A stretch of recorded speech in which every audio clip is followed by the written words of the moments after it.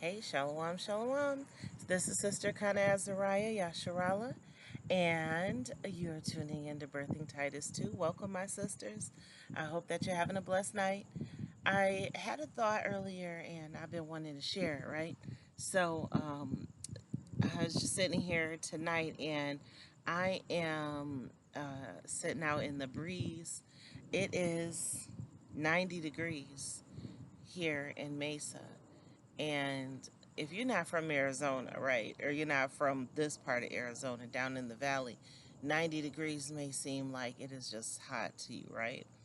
But I actually came out here to enjoy the night breeze because 90 degrees after you get used to being out here. Now, I'm Michigan born, okay? Michigan born and bred, but I have over the years gotten used to being here in Arizona and enjoying the weather. So here we are. And while I was just sitting out here, I do a lot of my best thinking out here, right?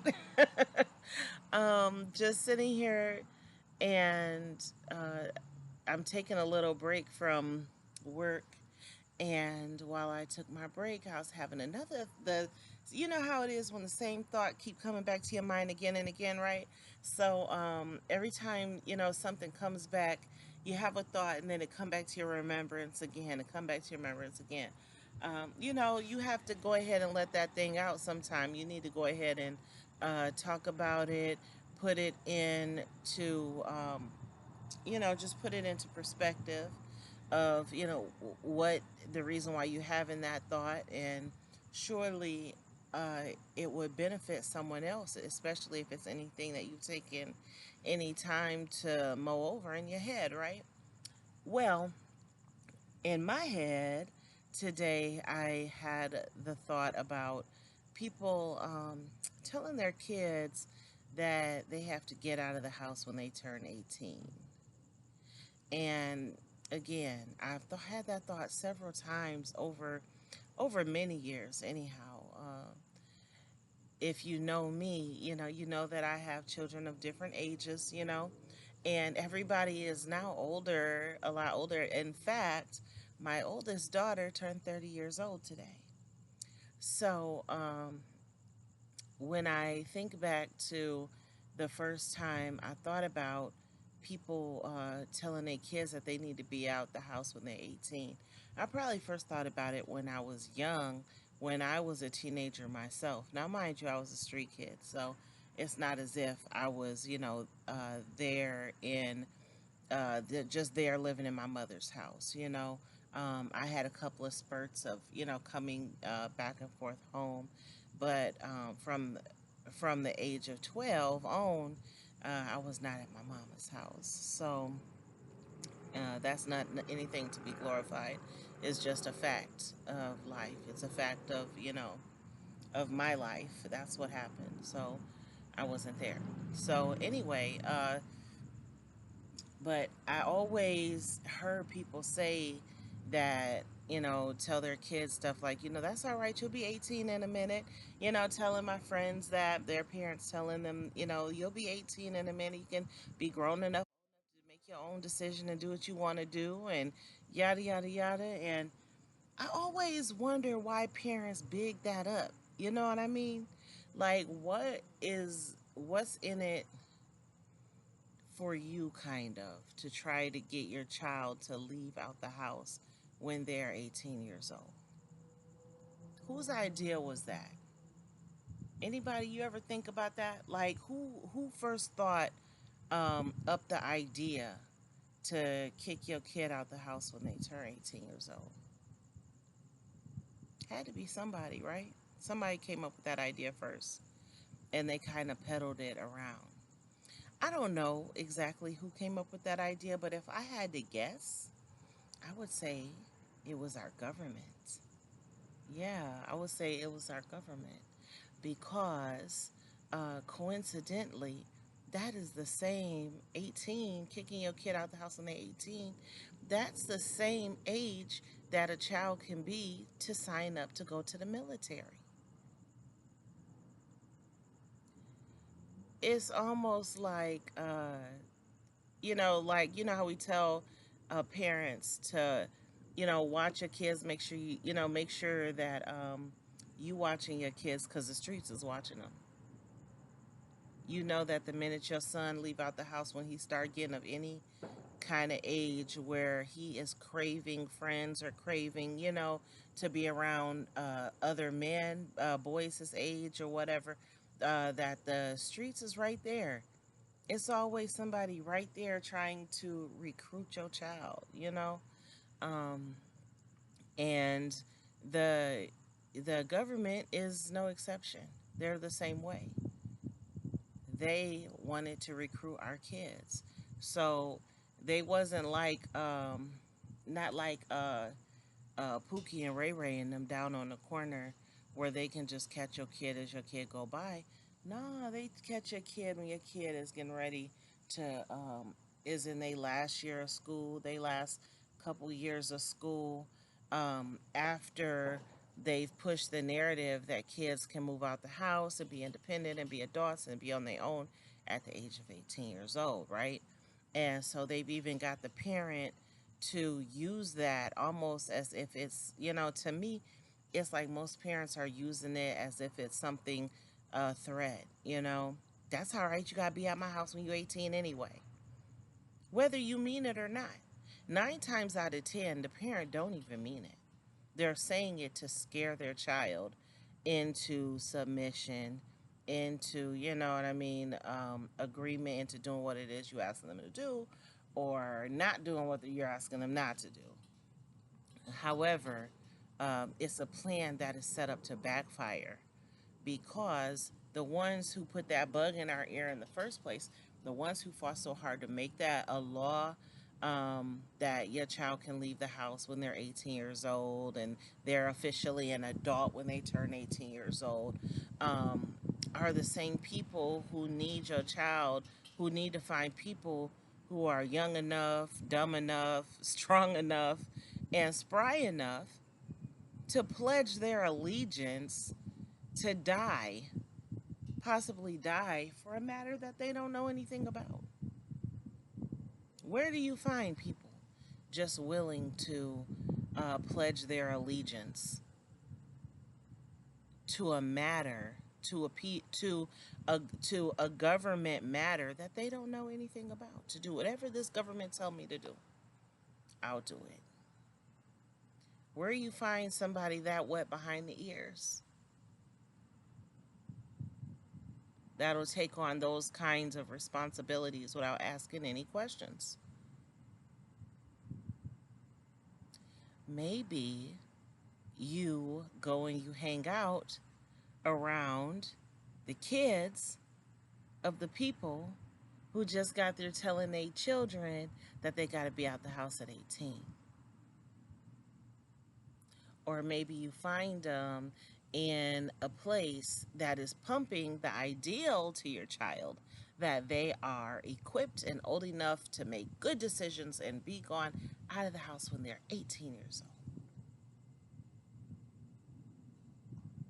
You tell those same people that they get to have a say in the function of a country. Hmm.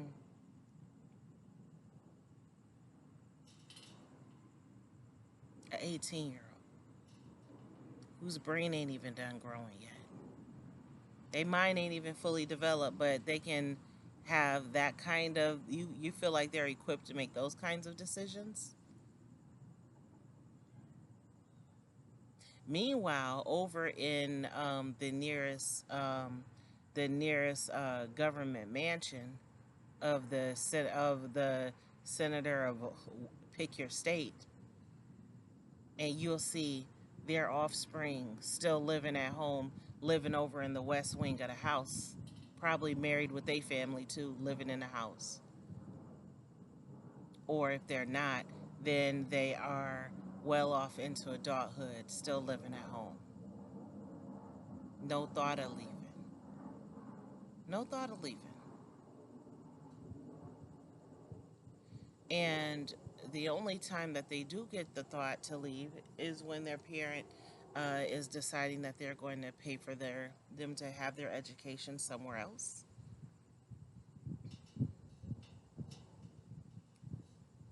But the majority of people that I've met, people that sorry, my phone is ringing. People that I've met, okay, people who are maybe more well off than myself, their children are not forced out of the house at 18. Their parent, at best, uh, leaves that um, leaves that decision up to the child of whether or not they think they're old enough or think they're ready to move out of the house or think they're ready to try. And guess what? They always leave the door open too so that they can come back. So they never feel like they're too far away from the nest or that they don't have a support system behind them. Meanwhile, I hear our people telling our children things like, you got to be out my house when you're 18 and don't think about coming back. So, what is their option?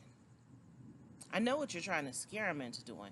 We're trying to scare them into staying in school, into getting a job and holding on to it, into, we're trying to jolt them into taking responsibility that they, may not be distributing, they may not be displaying, excuse me, distributing. They may not be displaying the skill that you've been trying to impart on them, you know? So you're doing your best to try to jumpstart the kid by telling them things like that, you know? And honestly, giving every parent the benefit of the doubt, I don't think that any parent is out here saying that to hurt their kid. Um, and again, like I said in the beginning of this, I don't think that most parents even mean that. I don't even think that they mean it, but but we say it and we're using it as a tactic to get through to our child, to get through our kids, so that we can prepare them, so that they can be prepared to leave out of our houses when it's time. But when we think about it, for those of us now, who are in the scripture and trying to operate and function according to that scripture, um, our sons, should they be leaving out of our house before they're 20? Should they? We know that that the Most High didn't ordain for them to go to war until they were 20. So, um,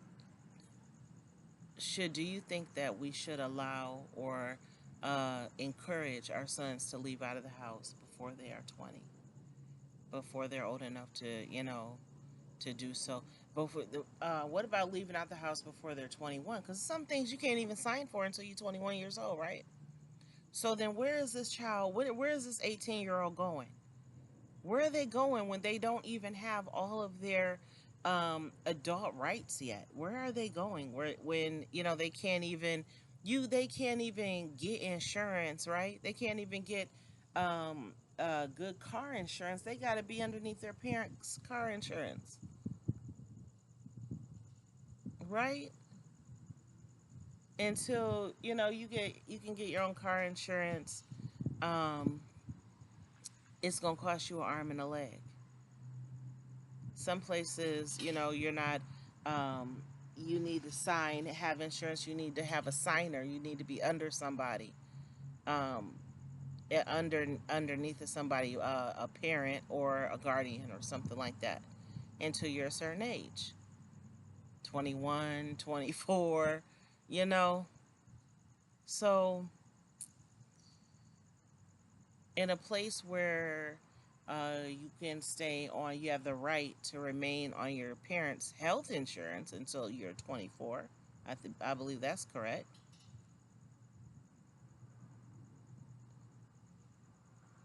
But somehow we think that you're equipped and ready to go off and to live on your own, being left to your own devices, being left to the idealisms of whomever it is that is living around you. The scariest thought in the world is having kids in college and they're in dorms, sharing dorms with who God knows who. Okay, sharing dorms with you don't even know who. How was they raised? What's in their mind to do? What kind of things were they raised around? And you know what I mean? Your child sometime sharing that room with this stranger. And that stranger got all the influence in the world on your child and all the access in the world to them, too. They had to do something because they had to get out your house when they turn 18, right? Had to get out the house when they turn 18. Now, for me, I've had my children have actually up and done that. They did it without me wanting them to. I didn't want for my children to leave out of my house, but they knew that they could leave. They knew. And so I live in a government. That's noisy. Huh? I live in a government that allows for our children to make those kinds of decisions on their own because they are um, apparently they are able to make those kinds of decisions. Apparently, they're stable enough. They're informed enough, right?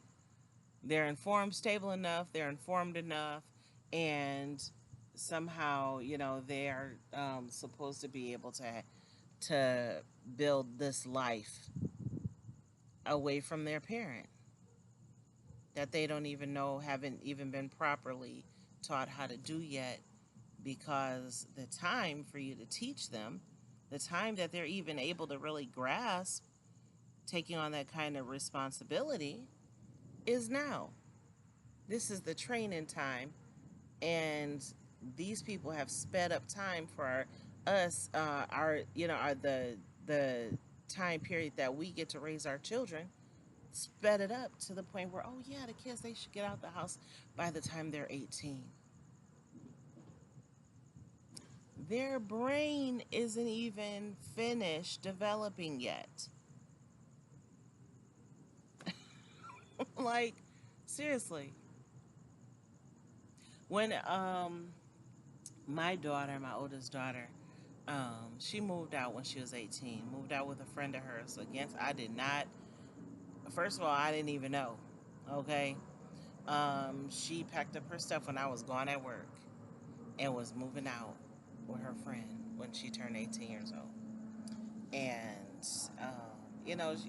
just like, anybody her age, she had a whole host of people pumping up in her head that she was old enough to do that. She was old enough to make that decision, that it was the right thing for her to do, and you know, just a lot of stuff, she she kind of encountered and didn't um, realize where a lot of the things that people were saying was coming from. And then at the same time, I'm sure they was telling her what she wanted to hear. She wanted to hear that she was grown and she was old enough to make her own decisions, and that yeah, you need time away from your mom at the time when I'm supposed to be prepping her. you know I'm supposed to be prepping her to get ready to move into a more adult, a more adult setting, a more, in life. She was getting ready for college. She had a job. She was working, she was working at my employer at the time, and she was doing very well. She had finished high school and she did very well. So she was working, she'd finished her high school, and we were getting ready. We were just going to freshman orientations for college. And it was an exciting time. I took her down to the bank, had opened, make sure she opened up her own bank account, had the bank people explain to her, the dangers of people getting a hold of your banking information. And, this is how we need to set up your account to save money. We had a little plan, that in by the time she was 21, she would have enough money for a down payment on her own house. And we had really sat down with an advisor and worked through all that, and we were ready. You know, we were ready until the peers showed up with their ideas of what her 18-year-old young adult life should be like, where it should go from here. And she liked that idea.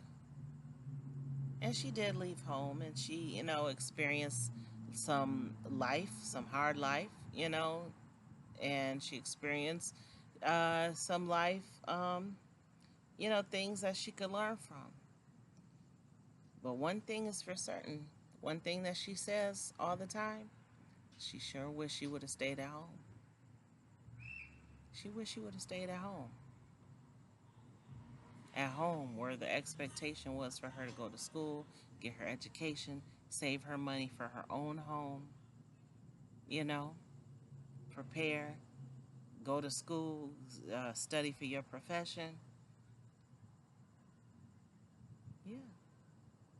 So she always says that, and I appreciate that she's humble enough to admit that. And so y'all, I'm sure y'all know that by 30, shoot, you humble enough. You like, look, shoot, I know one thing. I wish I would have stayed home. You ready to admit to a lot more than you are when you're in your early 20s per se. Um, so anyway, that's one thing that she always saying. Uh, it made me feel a little bit better in a way because I didn't want my daughter to leave. And, my sons, even, the way that they left, I didn't want them to leave. I wanted them to stay home and to go and to finish their education and to, find jobs. And, my goal for my kids, I always told them since they were young, anyways, was that we would always stay together.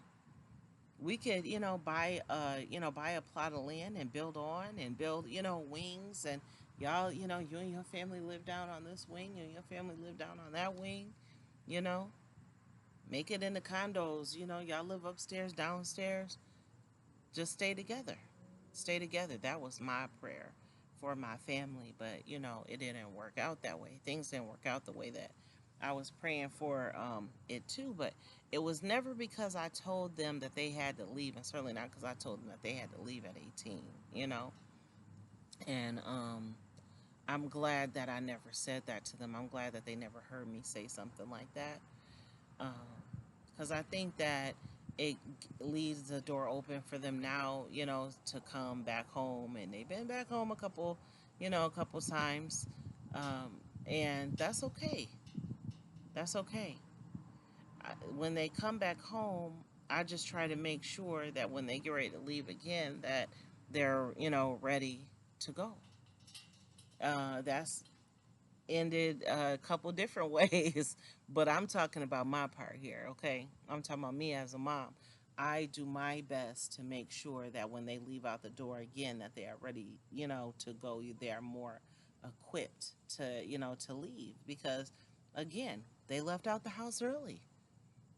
They left out of the house early, and so I find myself trying to, help them correct, course correct in a way so that they can, fast track and get to where they need to be, you know, get to where they need to be so that they're not struggling and they're not having such a hard way to go.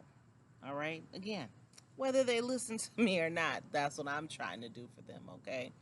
Um, so, anyway, just thinking, again, I was just thinking about uh, this whole premise that our kids need to get out the house when they're 18 years old.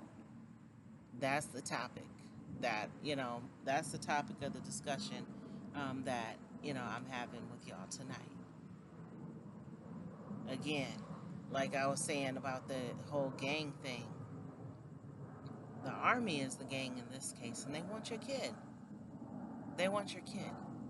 They want your kid to think that they are the natural next step in their life. You know, no, we'll pay for school. We'll pay for all of that. Don't worry. Yeah, we'll give you a stipend when you're done. All this is going to happen for you. Newsflash, your kid can go to a community college, okay, on a FAFSA. Y'all gonna come out. You're not gonna have to pay no extra money for for your kid to be able to do that. Newsflash, your kid can go learn a trade. Don't you know that most of the people in this country are not even working in the field that they went to school for in the first place? Your kid can learn a trade, something that's actually useful. Something that's actually useful. Every pretty little girl wants to grow up to be a ballerina, but can we please stop tricking our kids into being $100,000 in debt, all off of them trying to become a ballerina? And when they get done with that schooling, they're them same people who just patted them on the head and told them that's okay. We support your dream. We're gonna give you all this money. We're gonna give you this loan so that you can obtain your dreams. Shackle, shackle, or shackle them two little ballet feet, because you're gonna wind up paying these people. You're gonna wind up paying these people a lot of times for almost the rest of your life.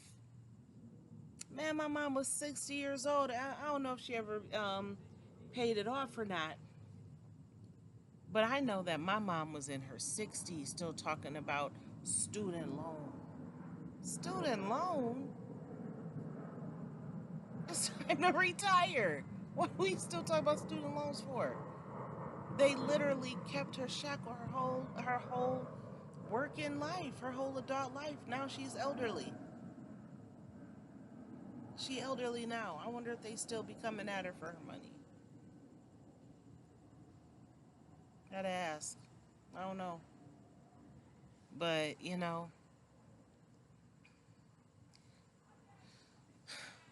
the snare that's already set, it's a trap that's set, right? And so most times when somebody set a trap for you, you know what I mean? They have already they've already thought about how they're going to get you to fall into that trap. In this case, the government uses parents against their kids a lot of times. And they use the kid against their own self. They use the parent against the kid.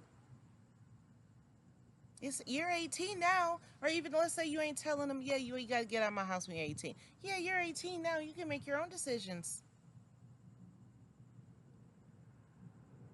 Is it because we that tired? Are we really so tired of raising the kids that we sat up and gave birth to and carried? Are we really so tired of raising them that we are now going to pawn them off on, the next viable option? For if you really think about it, this government has had a grand idea for us to pawn our kids off on them at every step. It's no wonder that they have these birth certificates that they have you sign in when your child is born, so that that child is really, that child is really theirs. Like, to put a long story short, your child is really their child. You just watching them. It's a Moses situation. Give him back to his mama so she can breastfeed him until he get old enough to be taken. Soon as we get them, they old enough to be weaned. What's waiting for them? Okay, now you got to sign them into our school system. You have to sign them into our school system because we're going to educate them now. We want to teach them our ways. A lot of us comply and we do it. We go let them go. Our children be molded and taught by these people who hate them, by their own enemy. And then we tell them that these people are your enemy. Don't, don't ever trust these people. They're your enemy. How so when you are the one up here dropping me off with them? And I trust them all day long. They feed me, they talk to me, they teach me, they help me when I have problems. And yet I'm supposed to believe that these people are my enemy? Your kid don't think that them people are their enemy. They don't think that. They might even tell you that just to get you to leave them alone. But 9 times out of 10, they don't think that because they don't think you really think it. If you think it, if you really think that them people is the enemy, then and you tell your kid that you love your kid, why would you drop your kid off with their enemy and leave them in the mercy of their enemy all day long?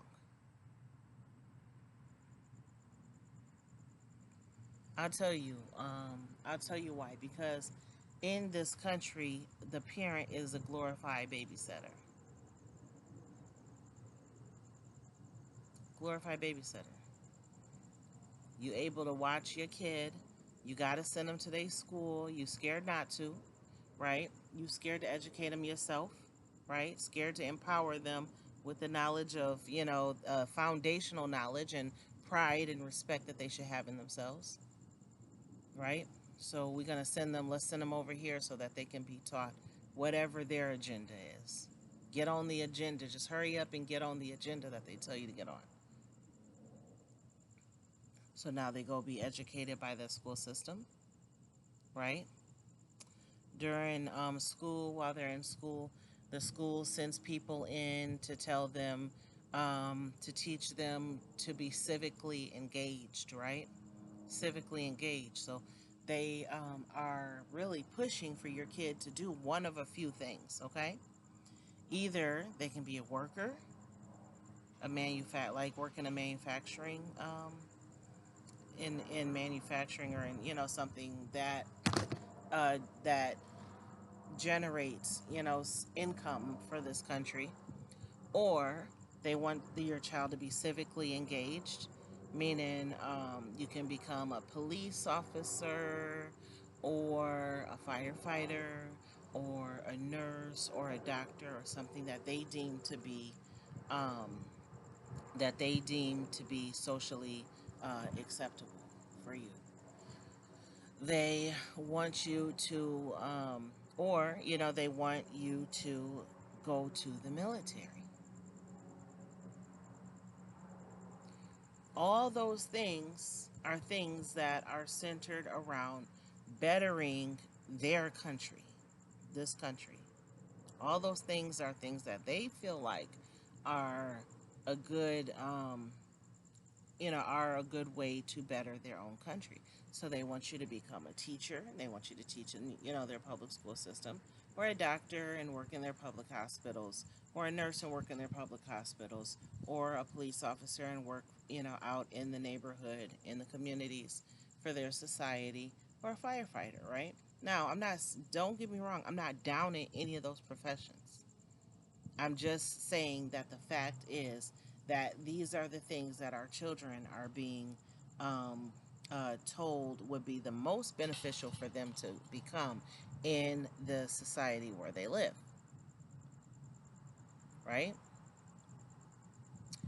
Then they take and they jack the prices up for your kid to become anything, among those, the higher paying of any of those careers, which will be what, doctor, nurse, that sort of thing. They slap a price tag on them getting an education that would allow them to even be that or do that. If you want to do anything civically where you would get paid at all, you have to go to school, right? You have to go to school. You have to take, you'll have to take civics. You'll have to take criminal justice classes. You'll have to take, things like that so that you could do something where you can move within the government. You have to sign up for all those kinds of courses, right? How much does it cost to earn one of those degrees? How much does it cost? You can't get a master's in a community college. So you're going to have a way to pay for all that. Enter the loan agreements again. If you want to be anything white collar, enter the loan agreements. What if you want to be um